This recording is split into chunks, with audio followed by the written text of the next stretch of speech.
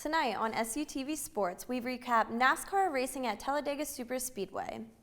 And there was a special guest at the NBA Finals. All that and more right here on SUTV Sports.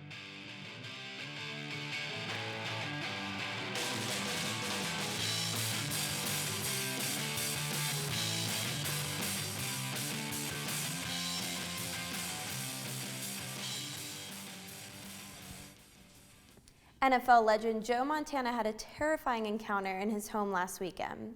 The Hall of Fame quarterback and his wife had a face-to-face encounter with a home intruder who tried to kidnap their 9-month-old grandchild. The intruder made her way into the home and picked up the sleeping child before being approached by Montana and his wife. Montana tried to de-escalate the situation, but an altercation broke out. Montana's wife was able to pull the child from the hands of the intruder, and the intruder fled the scene. The intruder was later picked up by a local law enforcement and is currently in custody. On Sunday, NASCAR visited the biggest oval on its schedule, Talladega Superspeedway. SUTV's Jacob Hitz has more. Caution has come out on lap 1. It took the NASCAR Cup Series drivers 3/4 of a lap to start crashing after Christopher Bell blew a left rear tire going into turn 3, taking a few other cars with him. The carnage would only increase from there. We move to 3 laps to go in the first stage. Things get dicey. Contact on the outside between the 88 of Alex Bowman and the 10 of Eric Almirola set off a big wreck involving the 12 of Ryan Blaney, the 18 of Kyle Busch.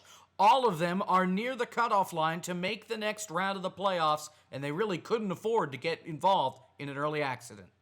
Then, middle of stage 2, here we go, the big one. The 48 of Jimmy Johnson gets turned by the 14 of Clint Boyer. Up in the air goes the 1 of Kurt Busch, who won a week ago at Las Vegas. He would get out of his car and would be okay after a scary ride. Thankfully, the car landed on its wheels. A caution came out with 6 laps to go, sets up NASCAR overtime. First attempt coming to the white flag, and they can't quite make it. Kyle Busch gets turned into Joey Logano, and half the field flies apart. They do not make the white flag, so we get to re-rack. We get to do it again. Another overtime attempt. They keep doing this until they get to the white flag, then the next flag ends the race. Second verse, same as the first. They can't make it back. Bubba Wallace comes down onto the 37 of Ryan Preece. He goes up, hits the outside wall, collects Ryan Blaney, Austin Dillon, Matt Kenseth. So third time. Let's try it again. Third time's the charm. Matt Benedetto leading them around, but here comes the pack.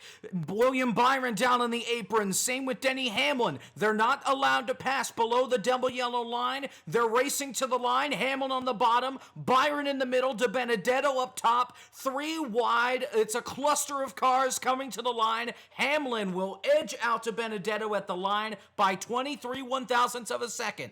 Post-race, NASCAR would deem that the 21 made an illegal move, pushing the 24 to the apron. He gets moved to the back of the field, as well as the 17 of Chris Buescher. For SUTV News, I'm Jacob Hitz.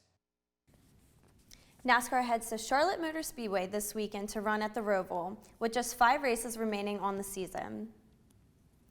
Former President Barack Obama made a surprise virtual appearance during the Game 1 of the NBA Finals. Due to the ongoing coronavirus pandemic, there have been no supporters at the games inside the NBA bubble. But fans have been invited by the league to watch the games at home and have their reactions streamed in real time in their Orlando venues.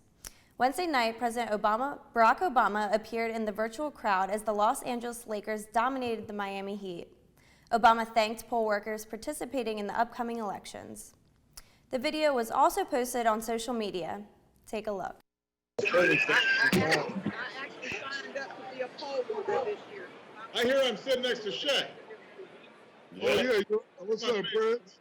I am obviously not the main event tonight, but I wanted to come on to give a shout out to all the folks who are volunteering as poll workers in this upcoming election. Thank you. You know, it can be a thankless job. It's not one of those things you think about, but it is absolutely vital for our democracy, and I appreciate you. And hopefully all NBA fans will appreciate you when they see those shorter lines at the polling places. Democracy doesn't work if just a few people do it. You know, that's like playing with half the team. But it's only that way if people aren't participating. if people get involved, then we get the best of us. And that's what I'm hoping is going to happen. The Lakers blew out the Heat with a score of 116-98 to take Game 1 of the series. That's it for SUTV Sports. Don't forget to follow us on Facebook, Twitter, and Instagram at SUTV News, and check out our website at sutvnews.org. Have a good week, everyone.